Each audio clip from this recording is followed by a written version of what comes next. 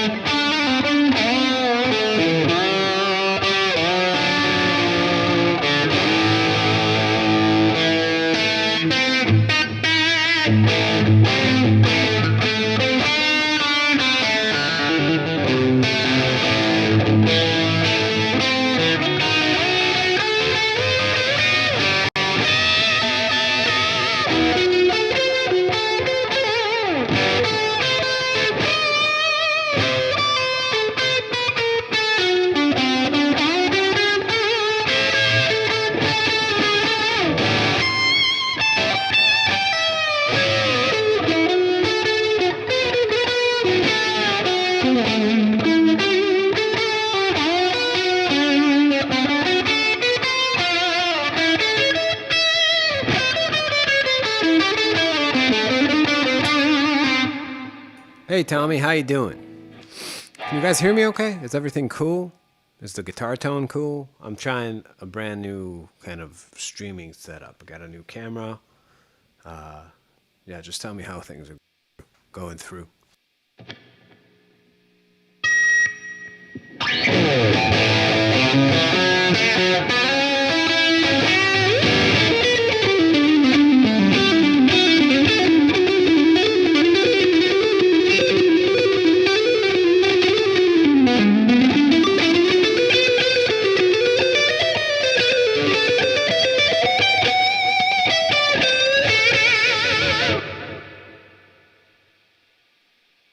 I got this momentary switch so you guys don't hear any of the string sounds when I'm playing.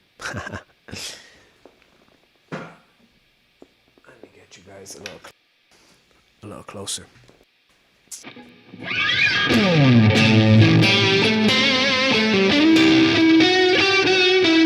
So tell me, what do you guys want to talk about? I can show you some stuff if you guys want to learn some guitaring. I have my guitar running direct brand new amp. Check this out.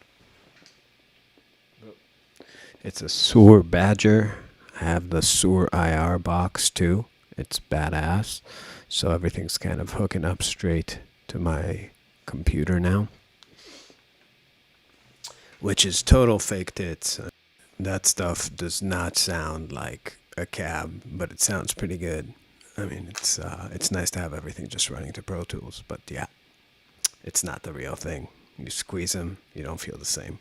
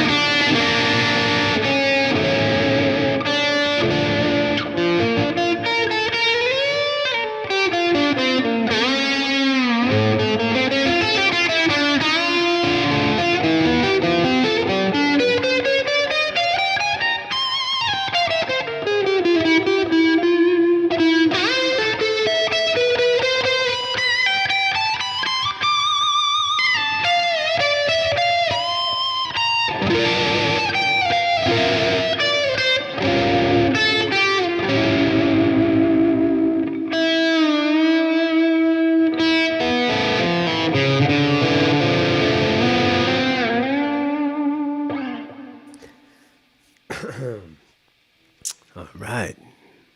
6 concurrent viewers. Love it. So Steven, Rusty, Rob, Tommy. What do you guys want to know about music? Let's talk.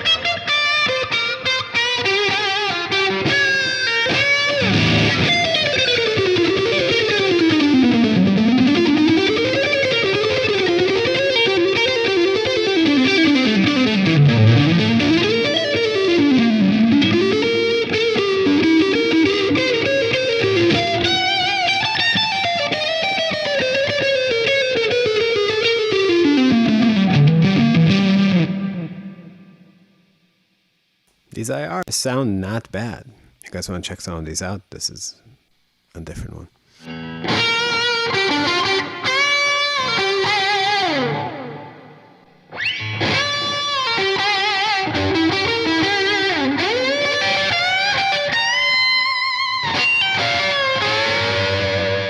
Here's one I thought sounded pretty good. Something like Jimmy Herringy. How about constructing or adding chordal melodies into improvised lines? Yeah, Rob. So I think what you need to really think about if you're doing that is you need to be able to see whatever chord you're playing on, the mode of the chord you're playing on, is available notes going up the neck. So, and that's a good starting point. Now, in jazz, that's not really how they think about it, but it's a part of it. So here, I'll show you what I mean. Cleaner sound. Not clean, but cleaner. All right. So let's say I'm playing in G Dorian, right?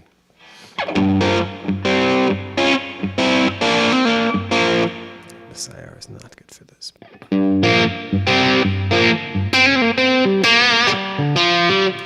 Okay, so here's G Dorian all over the neck.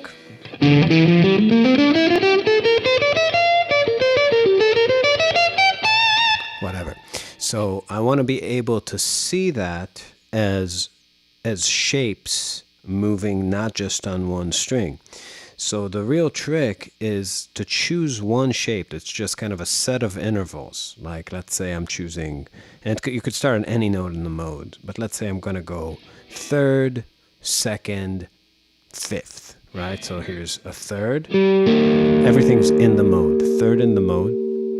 Here's a second in the mode. And here's a fifth. I'm going interval from here to here, from here to here, from here to there, right?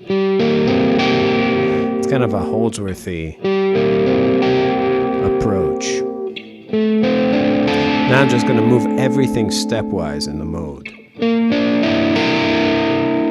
and settle in on whatever chords, I get.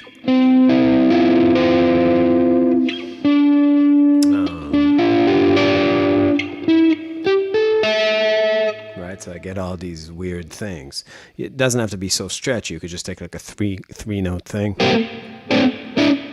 right? Like so if I'm playing some sort of, that's something I do a lot, like fourths or just these kind of like a second and a fifth. So you can just play that linearly.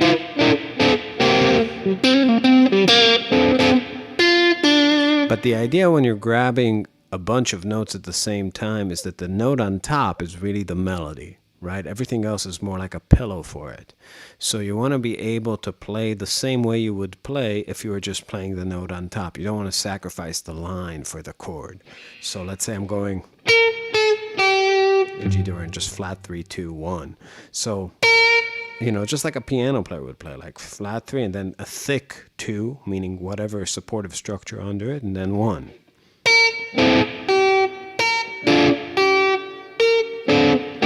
Or chords under all of them, or different chords.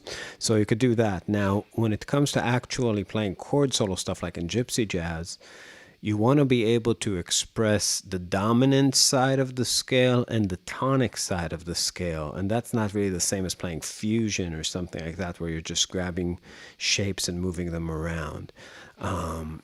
What I mean by that is that, let's say I'm playing like just in C. And I want to be able to play the entire C major scale up and down one string, right? That's kind of like my bank for melody.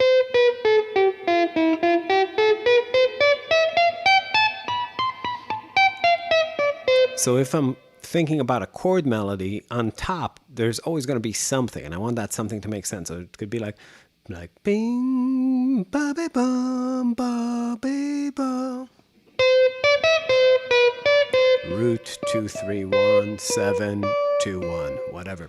Now I want to be able to play that as a chord solo, whatever melody I'm imagining, but I want to grab stuff under it that still sounds like C. So I need to work out inversions of something that still maintain that Ionian kind of vibe. Sorry, I have like a momentary foot switch I'm pressing to get the mic on. So here are the shapes, like let's say for C, if you want to stay inside a gypsy jazz swing kind of style. So here's just four string voicings. That's G on top, the 5th on top, 6 on top, 7 on top, root on top, 2nd on top, 3rd on top, 4th is an avoid note, but that kind of works as a tonic sound. Now if I want to move that same melody, but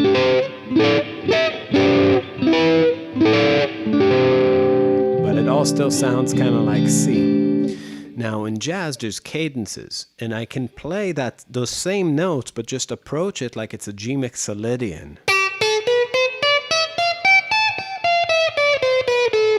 But now instead of playing this for the note, the chord with G on top, I can play this. And that creates tension that I can resolve. Keeping the same melody note, I can just play a cadence anywhere, right? So here's let's say the dominant type structures that with the same scale on top. See what I'm doing? And then resolving it. So anywhere I am, I can play a cadence, right? I can play beam bum, but make that a G7 moving to a C. Right? As opposed to a C moving to a C or a G7 moving to a G7.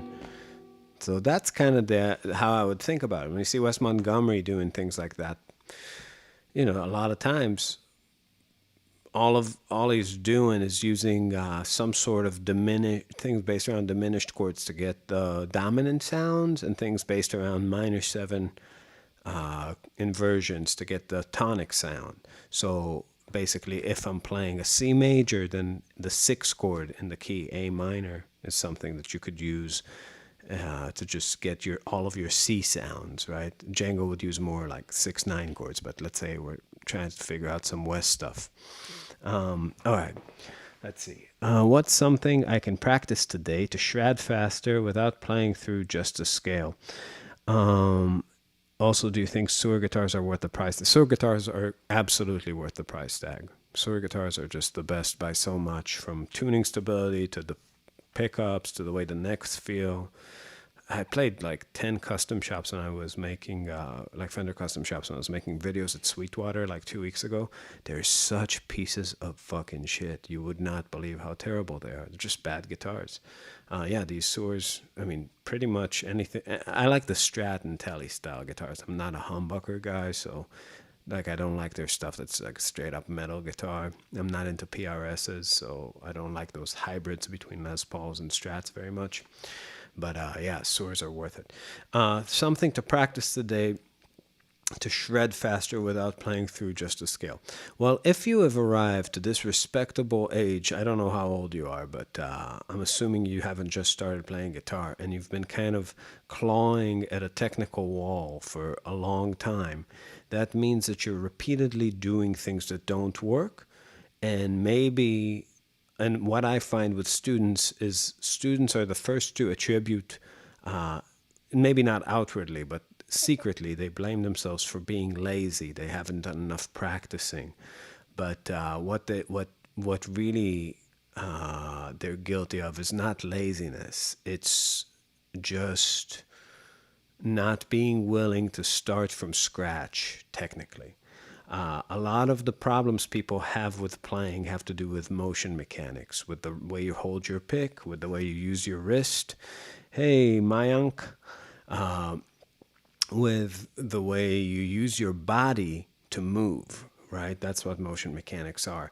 And if you're at a place where where your hands don't look like your musical heroes in the way they move, and you're not willing to change that, then that's okay. Some people figure out a new way, but you've got to be really sure you're the guy. You're the next, like Marty Friedman, that has a weird pick grip or a weird angle, then, and you can make it work and not injure yourself. 99.99999% of the time, I would say it's just the fear of taking steps backwards, that will clear up a longer path. So I think if I were you, I would ask myself, if you like Stevie Ray Vaughan, look at the way Stevie Ray Vaughan is holding his body. Look at the way he's using his hands. Look at the angles of his wrist, of his elbow, of his shoulder. Start examining your players from a physiological perspective.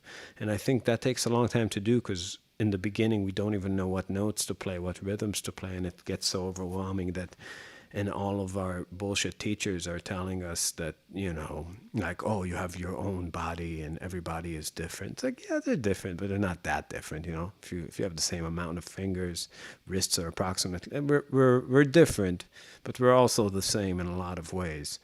And it's true that, like, great athletes can do different things, have different biological strengths.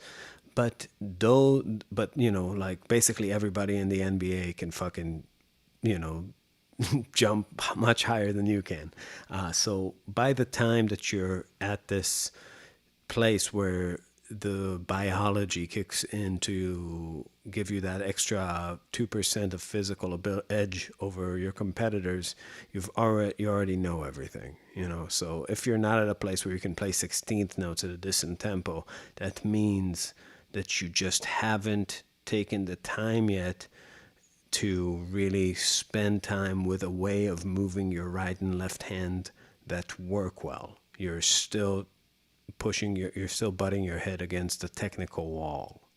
So I would suggest recognize the wall, turn around, and start imitating the motions of player, and start making theories about, he must use this muscle. It must feel like that when he does it. It doesn't, when I do it, it looks like this. When I play fast, I start locking my teeth together, locking my jaw, right? Find the tension, or this motion doesn't make sense, it's not just practicing more of that. Maybe that's just not how it's supposed to feel. It's not it. So yeah, I hope that makes some sense.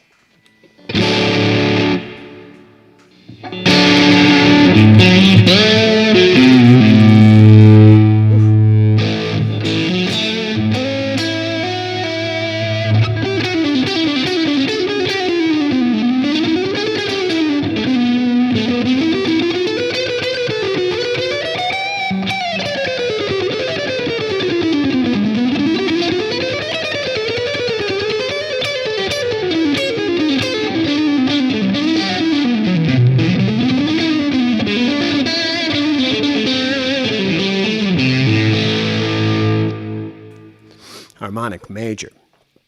Well, me specifically, the fourth mode of harmonic major is, well, the third mode of harmonic major is basically kind of a version of altered with a natural fifth, which is, you know, a nice thing to be able to play. But yeah, the first chord that comes out of it, you're welcome, Rob. The first chord that comes out of it is a major 7 chord.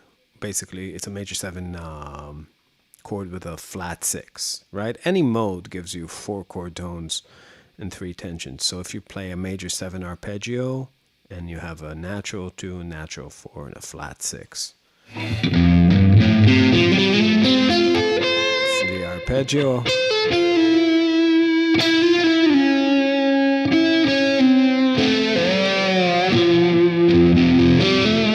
So there's not a whole lot of places, honestly, that I would ever use that.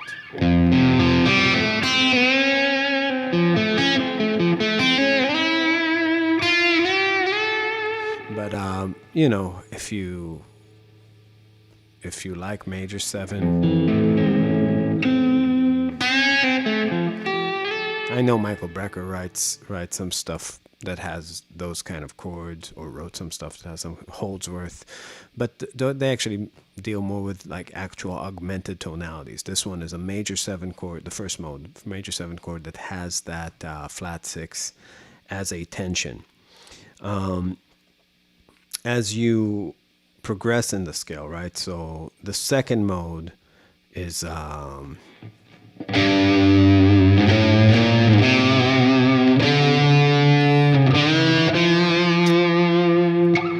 second mode is what is it like?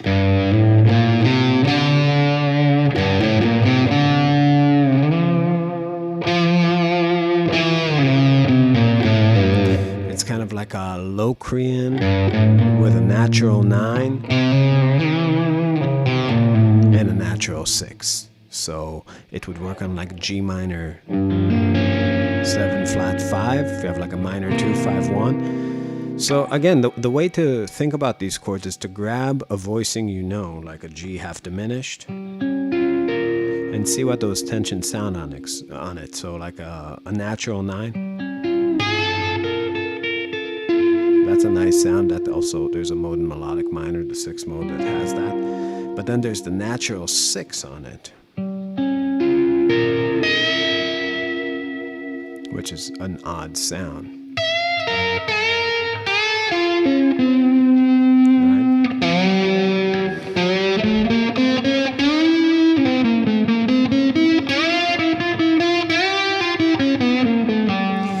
On an A7, I'm just playing F harmonic major. You're welcome, Stephen. On an A7, you get this mode that goes like, that has a flat 2, a sharp 2, and a 3. So it starts kind of like symmetric diminished, but then it has a 5th, no 4th at all. So it's basically like altered, but instead of a sharp 4, you have a 5th, no 4. So right, altered has no 5th. This one has no 4, and that's a cool thing, especially if you have like you want to play on an A7 or a dominant chord that has a 5th in it. Right, so that gives you something to do.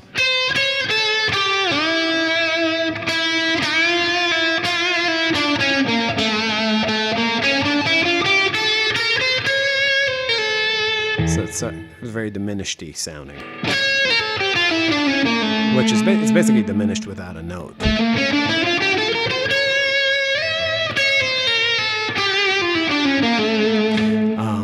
The 4th mode is the one that Holdsworth used all the time.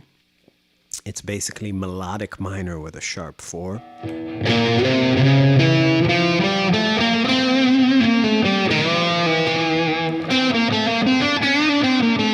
Awesome.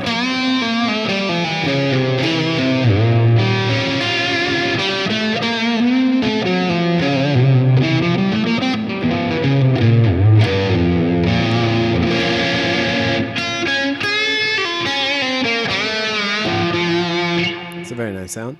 Um, the fifth mode is a Django kind of sound, the Mixolydian version of harmonic major, and that's it has a flat 9 and a natural 13, which is kind of like that Disney cadence.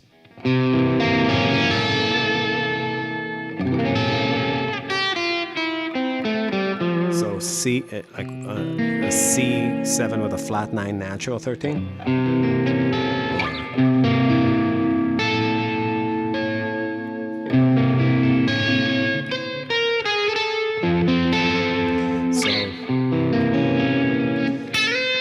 But again, imagine a cadence. So imagine that you're just using that over a C7 going to an F, like a cheek, like a song like Cheek to Cheek or something.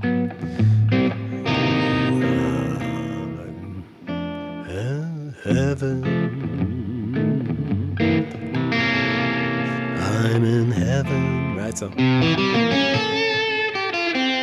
that's a nice place for it, like Mixolydian. 1 flat 2 3 4 5 natural 6.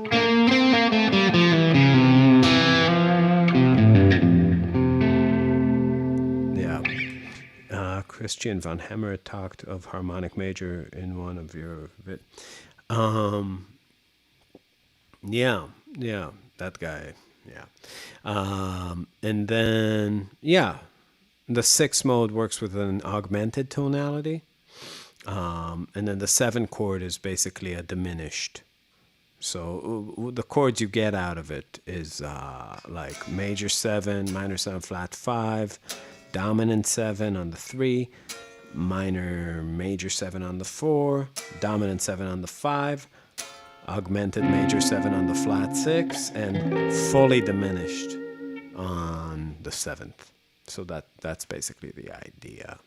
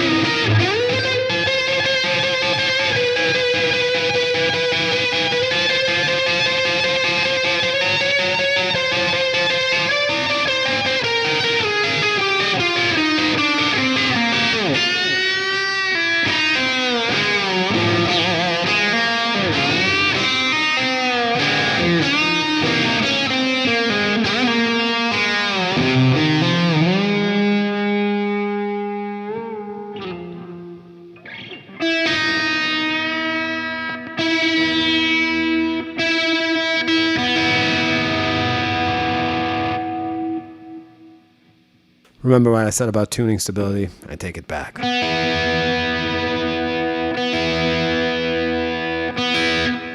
Piece of shit.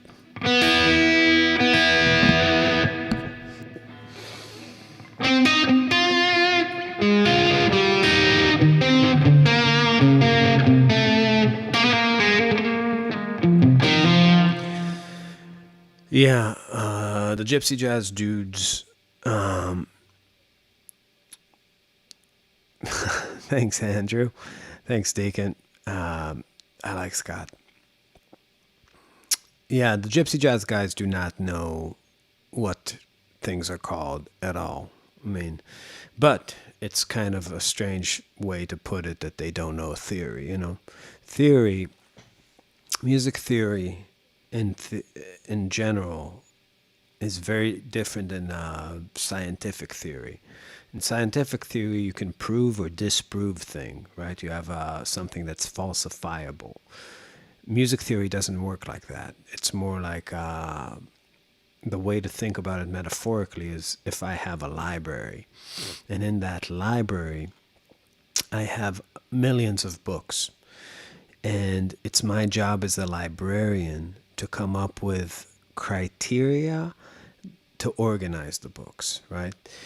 And you could do it potentially based on whatever criteria you want. It could be it could be thickness, height, name of author, alphabetically for year of publication, right? You can come up with infinite ways of logically organizing books.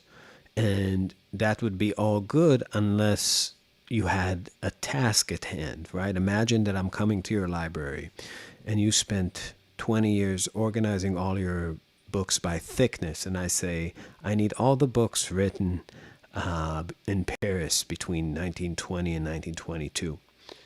You're fucked, right? It will take you forever to find anything. Your system of organizing is useless for the task at hand.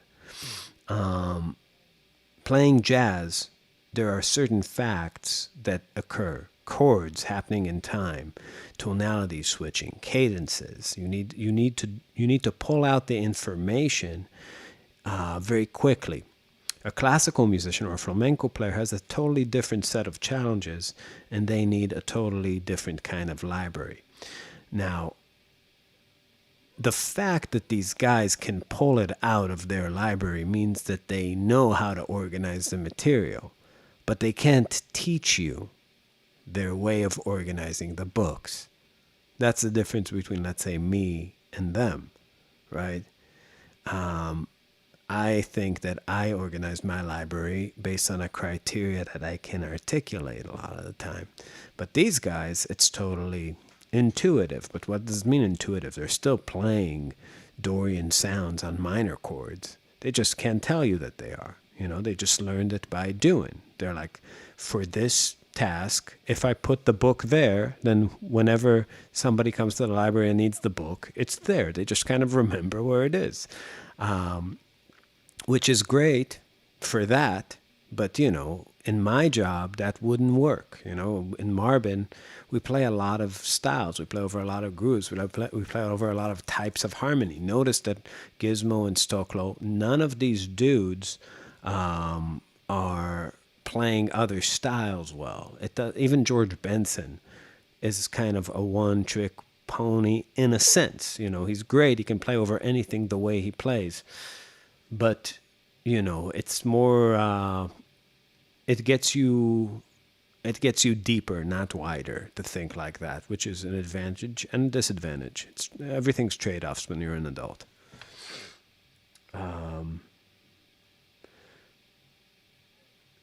Guthrie Govan says he is saving practicing classical for prison or hell. Yeah.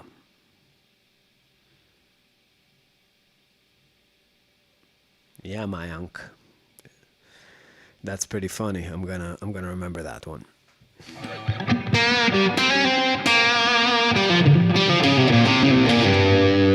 Switching IR. I can't believe I'm playing through my computer. I feel like the kidney bean pod days are back.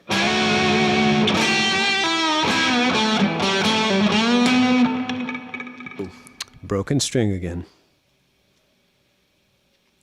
They keep breaking the same way. This is very disconcerting. Right at the bottom, this thing just. Let's go. All right. It's a good time to end it, anyways. Guys, been a pleasure hanging out with the 12 of you again. Hopefully, this channel grows one day. I'm trying to grow it after all this YouTube stuff, and I'm telling you, it's not easy. Every day, I'm like, I can just pull up the Facebook and be in front of like hundreds of people at a time, but it takes discipline.